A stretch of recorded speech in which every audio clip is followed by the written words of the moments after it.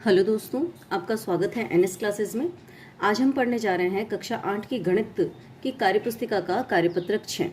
इसमें हम सीखेंगे दैनिक जीवन की समस्याओं को हल करने में जोड़ एवं घटाव की समझ बना पाना। पहला प्रश्न हमें दिया है, राकेश ने बाजार से 4,590 रुपए की साइकिल खरीदी और उसने दुकान वाले को 2 नोट 2,000 रुपए के और 2 नोट 500 रुपए के दिए। तो बताइए दुकान वाले ने उसे कितने रुपए वापस लौटाए। तो हम देखते हैं कि हमें दिया हुआ है कि 2,000 के 2 नोट दिए हैं, इसका मतलब उसने 4,000 रुपए दिए। 500 के भी 2 नोट दिए हैं, इसका मतलब उसने 1,000 रुपए दिए। इन दोनों को जोड़ेंगे तो यह हमारे पास आ जाएगा कि उसने कुल 5,000 रुपए दुकानदार को दिए। साइकिल का मूल्य था 4,590, तो 5,000 में से जब 4,590 को घटाएंगे तो हमारे पास आ जाएगा 410। इसका मतलब दुकान वाले ने राकेश को 410 रुपए वापस लौटाए। एक पानी की टंकी में 3,220 लीटर पानी है। उसी टंकी में 999 लीटर पानी और भरा गया। बताइए कि अब टंकी में कुल कितने लीटर पानी है। तो भाई हम देखते हैं कि टंकी में पहले से ही 3,220 लीटर पानी था, उसके अंदर 999 लीटर और भरा गया। तो कुल निकालने के लिए हम इन दोनों को जोड़ देंगे। जोड़ने पर हमारे पास आएगा 4,219 लीटर। तीसरा प्रश्न है, शंकर ने अपने गोदाम के लिए 3,275 किलोग्राम चावल, 2,037 किलोग्राम गेहूं और 737 किलोग्राम दाल खरीदी। बताइए कि उसने कुल कितने किलोग्राम अनाज खरीदा।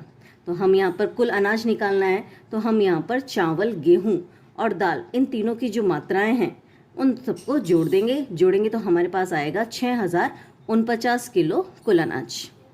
चौथा प्रश्न जो है उसके अंदर हमें पहला दिया है कि मम्मी के पास 5,645 रुपए थे, उसमें से किरण ने किताब खरीदने के लिए 245 रुपए लिए। तो बताइए अब मम्मी के पास कितने रुपए बचे। तो हम देखते हैं कि मम्मी के पास कुल 5,645 थे, 245 किरण ने ले लिए। तो जब हम इनमें 5,645 में से 245 को घटाएंगे तो हमारे पास शेष जो रुपए बचेंगे वो आ जाएंगे, जो होंगे 5,400।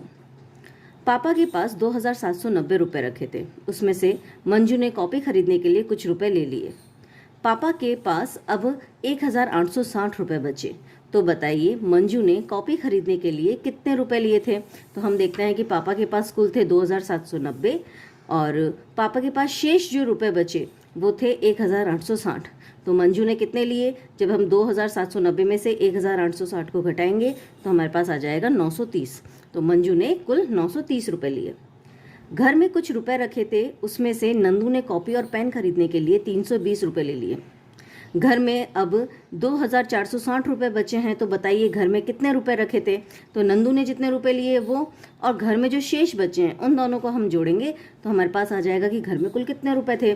तो जब हम 320 में 2,460 को जोड़ेंगे तो हमारे पास आ जाएगा 2,780। इसका मतलब घर में 2,780 रुपए थे। पांचवें प्रश्न पे चलते हैं कि 4 अंकों की सबसे बड़ी संख्या और 3 अंकों की सबसे छोटी संख्या के योगफल में से 3 अंकों की सबसे बड़ी संख्या को घटाने पर कौन सी संख्या प्राप्त होती है। तो सबसे पहले हम देखते हैं कि 4 अंकों की सबसे बड़ी संख्या होती है 9,999 और 3 अंकों की सबसे छोटी संख्या होती है 100। इन दोनों को हम जोड़ेंगे क्योंकि हमको प्रश्न में दिया है कि 4 अंकों की सबसे बड़ी संख्या और 3 अंकों की सबसे छोटी संख्या का योगफल। तो हम इन दोनों को जोड़ लेंगे तो हमारे पास आएगा 10,099।